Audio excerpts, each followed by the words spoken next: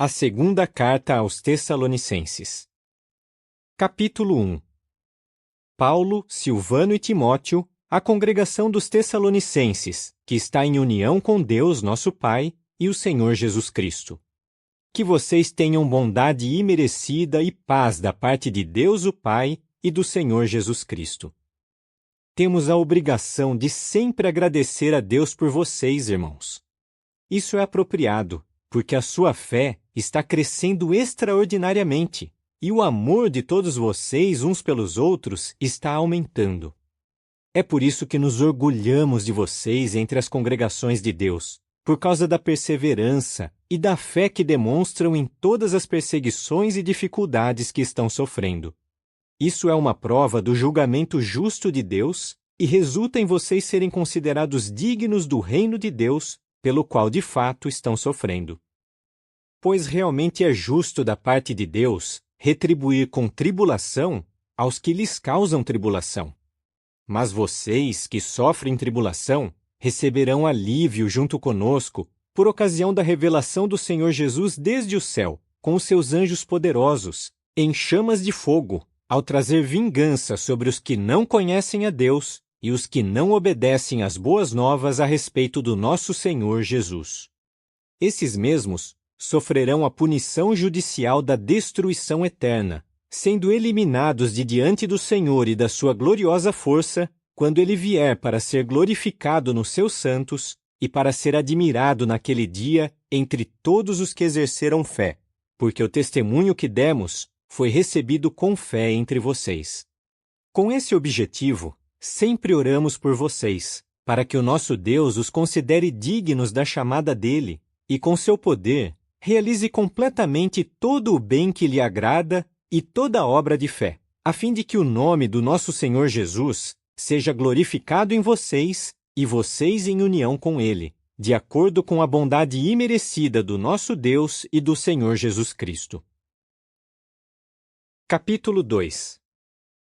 No entanto, irmãos, com respeito à presença do nosso Senhor Jesus Cristo e a sermos reunidos com ele, pedimos a vocês que não percam facilmente o bom senso, nem fiquem assustados, quer por uma declaração inspirada, quer por uma mensagem falada, quer por uma carta aparentemente vinda de nós, que afirmem que o dia de Jeová já chegou. Que ninguém os desencaminhe, de maneira alguma, porque esse dia não virá sem que venha primeiro a apostasia e seja revelado o homem que viola a lei, o filho da destruição. Ele é um opositor e se exalta acima de tudo que se chama Deus ou que é objeto de adoração, de modo que se senta no templo de Deus, exibindo-se como um Deus. Vocês não se lembram de que, quando eu ainda estava com vocês, costumava lhes dizer essas coisas? E agora vocês sabem o que está agindo como restrição, de modo que ele será revelado no tempo devido. É verdade que o mistério dessa violação da lei já está em ação, mas apenas até que aquele que agora mesmo age como restrição esteja fora do caminho. Então, realmente será revelado aquele que viola a lei, a quem o Senhor Jesus eliminará com o espírito da sua boca e reduzirá a nada pela manifestação da sua presença.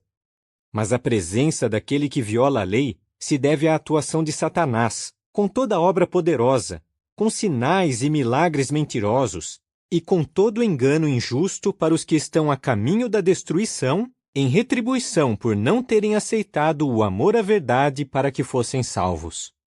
É por isso que Deus deixa que uma influência enganadora os iluda, de modo que acreditem na mentira, a fim de que todos eles sejam julgados porque não acreditaram na verdade, mas tiveram prazer na injustiça.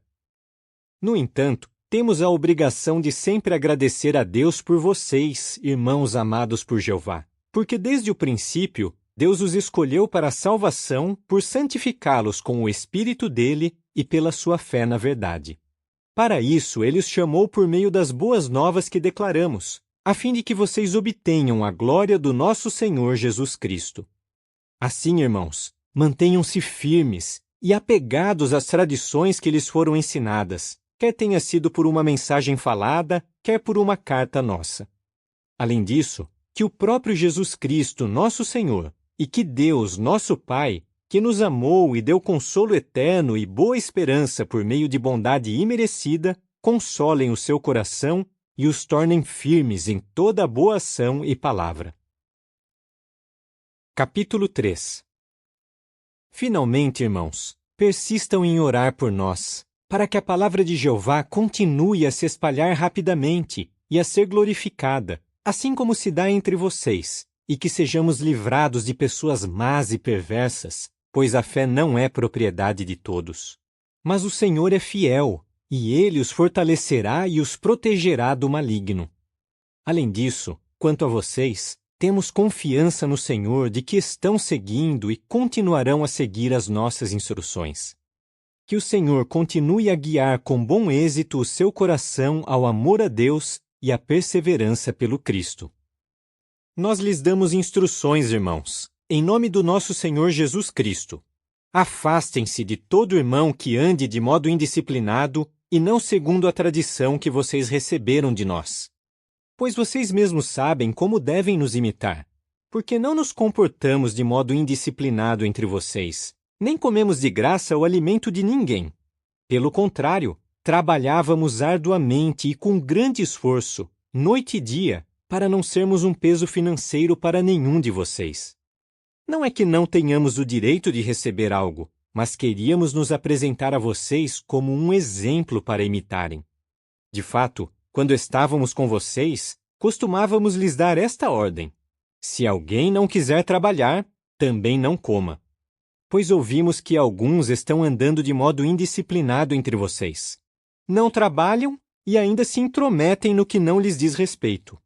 A essas pessoas ordenamos e exortamos no Senhor Jesus Cristo que trabalhem tranquilamente e comam o alimento que elas mesmas ganham. Quanto a vocês, irmãos, não desistam de fazer o que é bom.